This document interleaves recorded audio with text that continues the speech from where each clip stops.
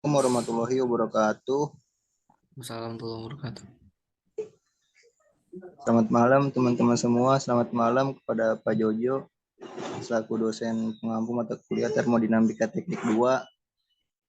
Kami dari kelas 4A dari kelompok 2 ingin mempresentasikan mengenai siklus diesel. Bisa dilanjut ke next selanjutnya.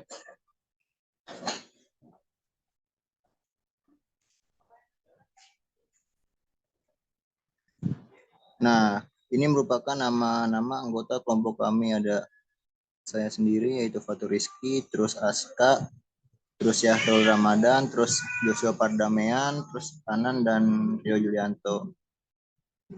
Next slide.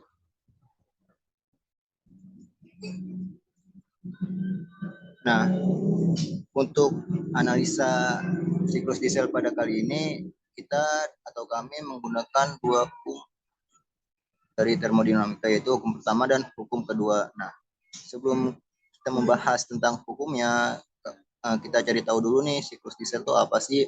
Nah, siklus diesel ini merupakan proses yang digunakan dalam mesin pembakaran dalam untuk menghasilkan tenaga mekanik. Nah, mari kita membahas hukum pertama termodinamika. Nah, hukum termodinamika yang dikenal sebagai prinsip kekekalan energi menyatakan bahwa energi tidak dapat diciptakan atau dimusnahkan, namun hanya dapat diubah bentuknya, di mana energi termal yang dihasilkan dari pembakaran bahan bakar digunakan untuk melakukan kerja mekanik pada piston. Nah, tadi merupakan pengertian dan pernyataan mengenai prinsip hukum pertama dari termodinamika. Lanjut, yaitu hukum kedua termodinamika yang berbunyi, hukum ini menyatakan bahwa tidak ada mesin yang memiliki efisiensi 100%. Dan faktor-faktor seperti suhu pembakaran, rasio kompresi, dan rasio ekspansi dipengaruhi oleh efisiensi siklus diesel. Nah, mungkin slide selanjutnya. Nah, tadi kita udah membahas hukum pertama termodinamika dan hukum kedua dari termodinamika. Lanjut, kita membahas dari sebuah contoh kasus yang telah kami cari dan kami analisa dari sebuah jurnal. Nah, ini ada grafik atau siklus perbandingan antara P tekanan atau dan V volume, P tekanan dan V volume dengan temperatur. Nah, di kiri ini ada P itu tekanan, V volume, dan sebelah kanan temperatur. Namun pada analisa kali ini kami ingin membahas mengenai tekanannya saja serta volumenya, karena untuk temperatur sendiri itu menurut kami sudah masuk ke mata kuliah perpindahan panas seperti itu. Nah, ini ada kasus yaitu adanya lecet di dalam saluran hisap akan mengurangi jumlah udara yang terhisap ke dalam lebih hening karena kerapatan udara berkurang. Pengaruh fluida hidrolik dapat dicari bila diketahui rugi-rugi tekanan delta PA dalam sistem hisap atau tekanan PA pada saat proses penghisapan berakhir. Pada kecepatan dan daya rata-rata, tekanan pada akhirnya proses penghisapan dapat dicari dengan persamaan Petrovskaya.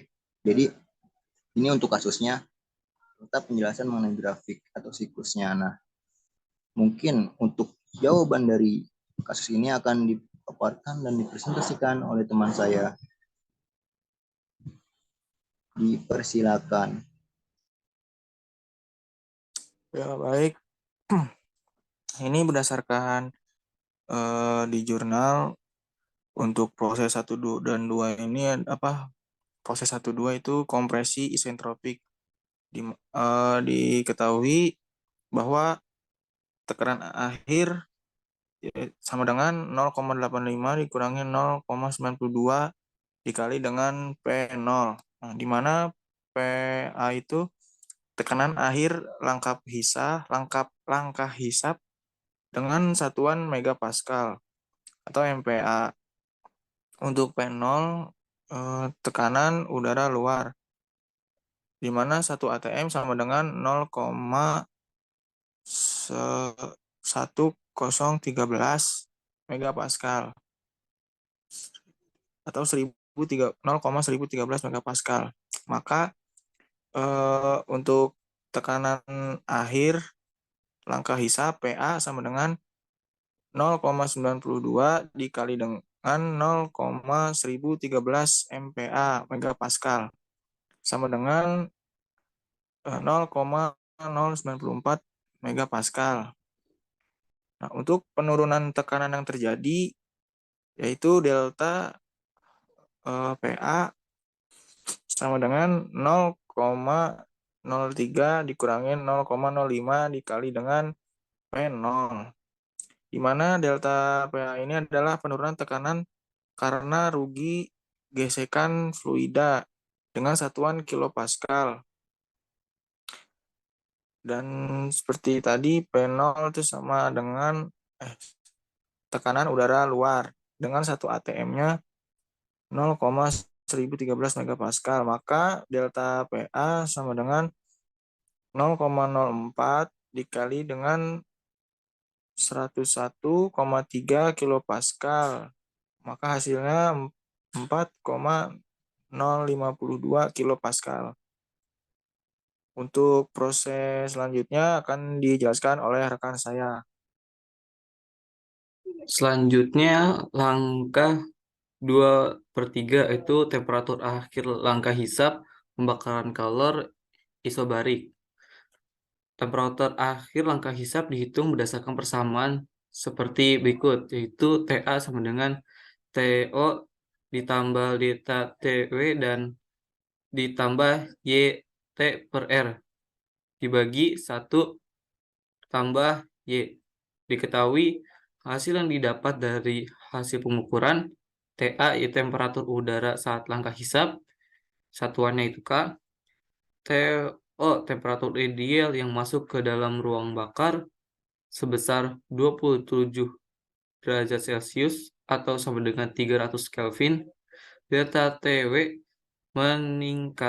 peningkatan panas akibat kontak dengan dinding silinder dan piston yang panas, yaitu 10-15 Kelvin. Terakhir ada TR yaitu temperatur gas buang, yaitu 477 derajat Celcius. Dikonversikan menjadi Kelvin menjadi 750 Kelvin.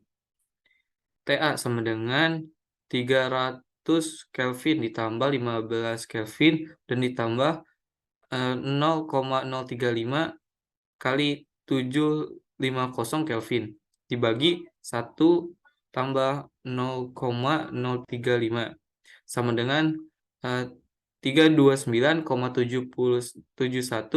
Kelvin atau 45,25 derajat Reaumur.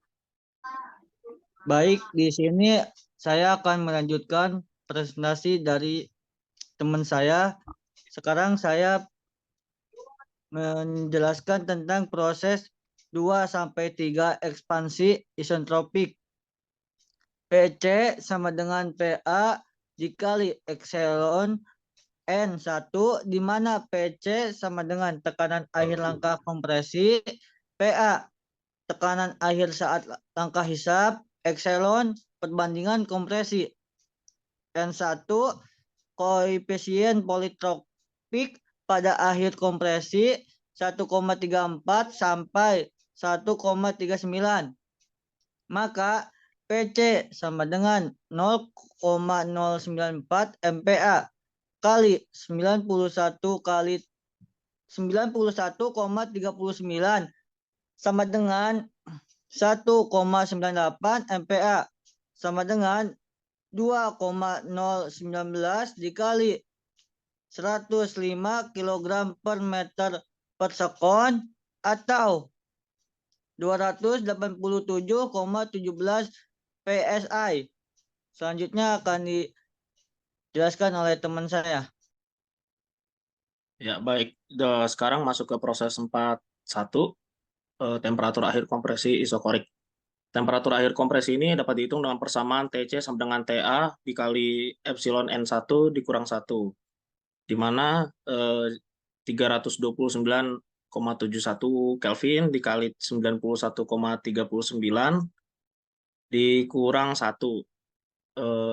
Didapatkan nilai sebesar 776,76 Kelvin atau setara dengan 402,89 derajat Reaumur.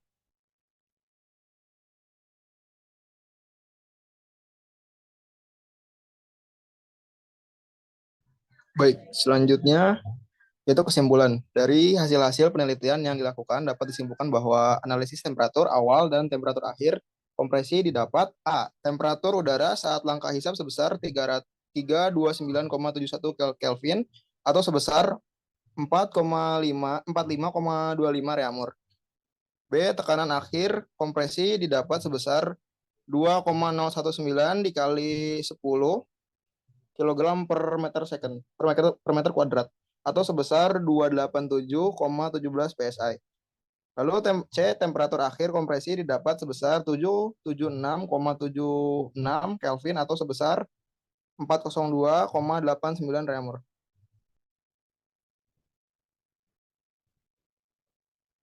Baik, selanjutnya ada pertanyaan dari teman-teman kita. Yang pertama adalah di mesin diesel memiliki dua jenis bahan bakar yaitu biosolar dan Pertamina Dex. Nah, lalu mengapa biosolar dengan Pertamina Dex memiliki cost atau harga yang berbeda? Yang kedua, mengapa mesin diesel memiliki efisiensi lebih tinggi dibandingkan dengan mesin bensin? Nah, untuk pertanyaan yang pertama, mengapa Pertamina Dex dan biosolar memiliki harga cost yang berbeda? Dikarenakan bahan baku biosolar diproduksi dari bahan baku biomasa seperti minyak kelapa sawit, sementara Pertamina Dex diproduksi dari bahan baku minyak bumi. Biaya produksi bahan baku tersebut bisa berbeda sehingga mempengaruhi harga jual akhir. Lalu juga proses produksi biosolar melibatkan langkah-langkah tertentu untuk mengolah bahan baku biomasa menjadi bahan bakar yang mungkin memiliki biaya produksi yang lebih tinggi dibandingkan dengan produksi Pertamina Dex yang menggunakan proses konvensional pada minyak bumi. Pertanyaan yang kedua dijawab karena mesin diesel memiliki cara kerja yang berbeda dibandingkan mesin bensin, di mana pada mesin bensin di langkah kedua dipercikan api oleh busi, sedangkan pada mesin diesel menggunakan temperatur udara yang tinggi untuk menghasilkan pembakaran. Baik, selanjutnya saya serahkan kepada moderator. Oke, mungkin sekian dari pemaparan kelompok 2 atau kelompok kami.